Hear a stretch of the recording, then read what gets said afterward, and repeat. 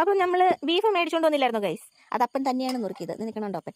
അപ്പം തന്നെ നുറുക്കി, അപ്പം തന്നെ എന്തോ ഉപ്പും മഞ്ഞളും തിരുമ്മി. പിന്നെ ഇത് ഞാനാട്ടോ കഴിച്ചു കൊടുത്തേ. അത് കഴിഞ്ഞിട്ട് പുള്ളിക്കാരൻ പിന്നെയും ഇതിനകത്ത് എന്തൊക്കെയാ ആഡ് ചെയ്തു? എന്തൊക്കെയാ പറഞ്ഞു? അതിനകത്ത് സവാള, ഇഞ്ചി, വെളുത്തുള്ളി, പച്ചമുളക്, കറിവേപ്പില, കുറച്ച് മുളക് പൊടി, കുറച്ച് മല്ലിപ്പൊടി, പിന്നെ കുറച്ച് വെളിച്ചെണ്ണ അത് കൂട്ടി തിരുമ്മി കൂട്ടി കുറച്ച് നേരം വെച്ചേക്കാണ്. ഈ ഇറച്ചിക്കറിക്കെന്ന് വെച്ച് കഴിഞ്ഞാൽ ഒത്തിരി ഇൻഗ്രീഡിയൻസ് ചേർന്ന് കഴിഞ്ഞാൽ അതിൻ്റെതായ രുചി കിട്ടില്ല, വയറും കേടാവും. കുറച്ച് സാധനങ്ങൾ ഉപയോഗിച്ച് നന്നായിട്ട് ഉണ്ടാക്കിയെടുക്കണം. അതാണ് നമ്മുടെ ലക്ഷ്യം. ഓക്കെ, നമ്മൾ പുറത്തടുപ്പിലാട്ടോ. നമ്മുടെ അടുപ്പ് എല്ലാവർക്കും ഫെമിലിയർ ആണല്ലോ.